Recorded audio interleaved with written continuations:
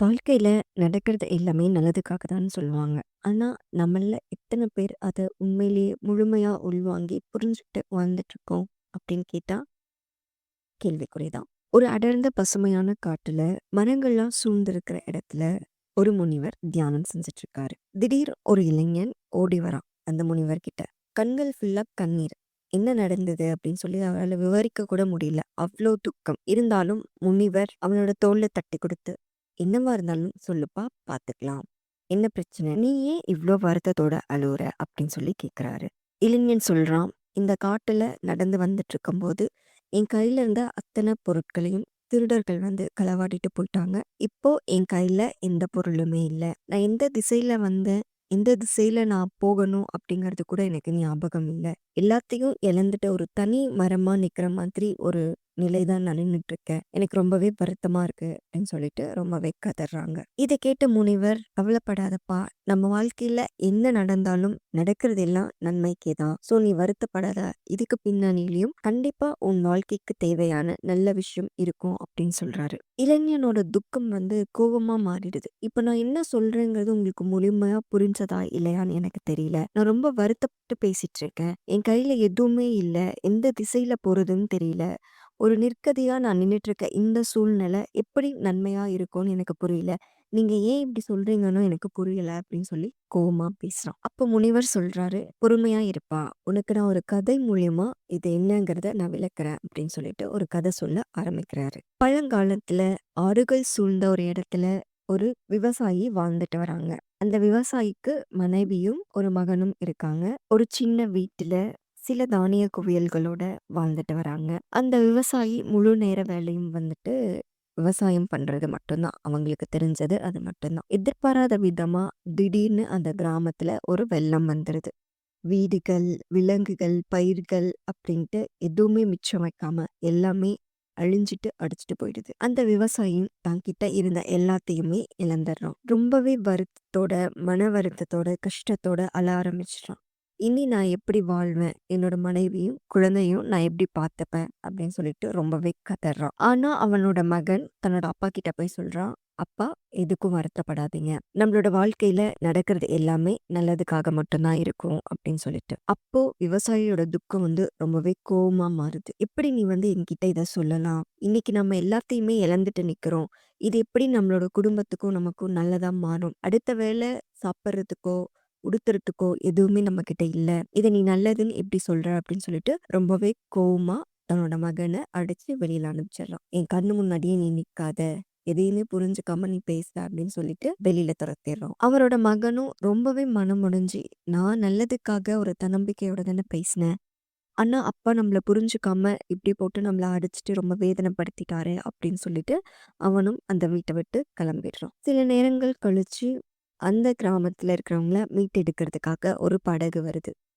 அப்போதான் அவங்க மனைவியும் சொல்றாங்க, "பாத்தீங்களா? நம்மளோட மகன் சொன்னது உண்மையிலே உண்மையாயிடுச்சு. நம்மள காப்பாத்திட்டு போறதுக்கு ஒரு படகு வந்துருச்சு. எப்படியோ ஒண்ணு நம்ம இந்த படகுல ஏறி நம்மளோட வாழ்க்கைய மீட்டெடுக்கலாம்" அப்படின்னு சொல்லிட்டு சொல்றாங்க. அவங்க 2 பேரும் அந்த படகுல ஏறி இன்னொரு கிராமத்த நோக்கி போறாங்க.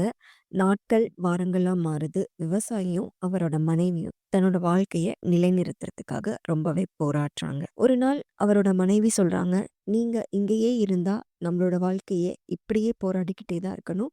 நீங்க நகரத்த நோக்கி போங்க. கண்டிப்பா அங்க ஒரு மாற்றம் நமக்காக காத்துட்டு இருக்கும்" அப்படின்னு சொல்லிட்டு. மனைவி சொல்ற பேச்சுல நம்பிக்கை இல்ல. இருந்தாலும் ஏதோ வேற வழி இல்லாம அவரும் ஒத்துக்கிட்டு கிராமத்துல இருந்து நகரத்த நோக்கி போறாரு. அங்க போய் நெறைய இடத்துல வந்து வேலை தேடுறாரு. ஆனா எங்கேயுமே அவருக்கு வந்து வேலை கிடைக்கல. அவர் நிராகரிக்கப்பட்டுட்டே இருக்காரு. நெறைய இடத்துல போய் வேலை தேடுறாரு. ஆனா எங்கேயுமே அவருக்கு வந்து வேலை கிடைக்கல. ஆனா அவர் ரொம்ப மனசுடைஞ்சு சோர்வடையும் போது, அதிர்ஷ்டவசமா ஒரு வணிகர் அவருக்கு வந்து வேலையும் குடுத்து, "இந்த வீட்டிலே தங்கிக்கோங்க" அப்படின்னு சொல்லி ஒரு வீடும் குடுக்குறாங்க. ரொம்ப ஆண்டுகள் கழிஞ்சிருது. விவசாயி கடினமா உழைக்கிறாங்க. கொஞ்சம் கொஞ்சமா போராடி அவங்களோட வாழ்க்கைய மீட்டெடுத்துக்கிட்டே வராங்க.